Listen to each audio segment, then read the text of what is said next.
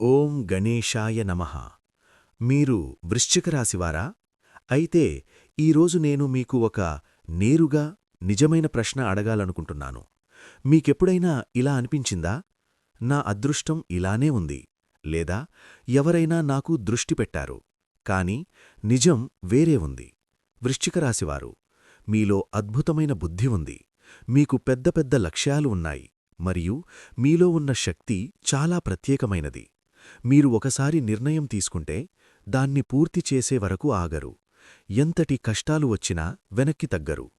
ప్రపంచం మొత్తం మీకు వ్యతిరేకంగా నిలిచినా మీరు మీ మార్గాన్ని విడిచిపెట్టరు. మీలో ఒక గొప్ప లక్షణం ఏమిటంటే మనుషుల నిజస్వరూపాన్ని సులభంగా గుర్తించగలరు. ఎవరూ మీన్ను సులభంగా మోసం చెయ్యలేరు. ఇంకా ముఖ్యంగా మీరు ఫీనిక్స్ లాంటి శక్తి కలవారు. మీరు పడిపోయినా మళ్లీ లేచి మరింత బలంగా మారగలరు. కాని ఇప్పుడు ఒక కఠినమైన నిజం. ఇంత శక్తి ఉన్నప్పటికీ ఎందుకు మీరు జీవితంలో కొన్నిసార్లు వెనుకబడిపోతున్నారు? మీ విజయాన్ని ఆపే, మీ శక్తిని తగ్గించే ఒక ప్రమాదకరమైన దుర్గుణం ఉంది. అదేమిటంటే పాత విషయాలను మరిచిపోలేకపోవడం. Overthinking and grudges. అవును, మీ హృదయం చాలా లోతుగా ఉంటుంది. మీరు ఎవరినైనా ప్రేమిస్తే ప్రాణంగా ప్రేమిస్తారు. కాని ఎవరో మీకు నొప్పి ఇస్తే ఆ విషయం మీరు సులభంగా మరిచిపోలేరు.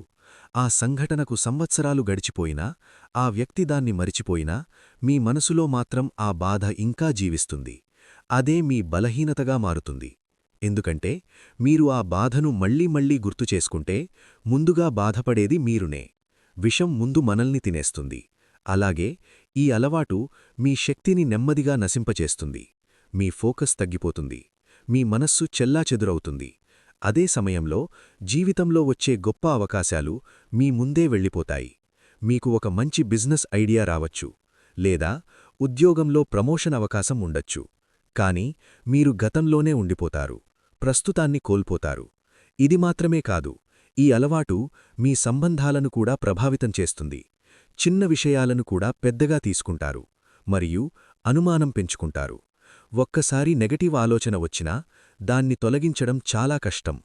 ఇది మీలో ఒత్తిడిని పెంచుతుంది. మీ నిద్రను దెబ్బతీస్తుంది. మీ ఆరోగ్యాన్ని కూడా ప్రభావితం చేస్తుంది. ఇప్పుడాలోచించండి. ఇంత శక్తి ఉన్న మీరు దాన్ని సరైన దారిలో ఉపయోగించకపోతే మీ లక్ష్యాన్ని చేరగలరా? కాదు. కాబట్టి ఈరోజు ఒక నిర్ణయం తీసుకోండి. గతాన్ని వదిలేయాలి. ఇప్పుడు ప్రశ్న: ఎలా? మొదటిది, క్షమించడం నేర్చుకోండి. క్షమించడం బలహీనత కాదు, అది ఒక గొప్ప శక్తి.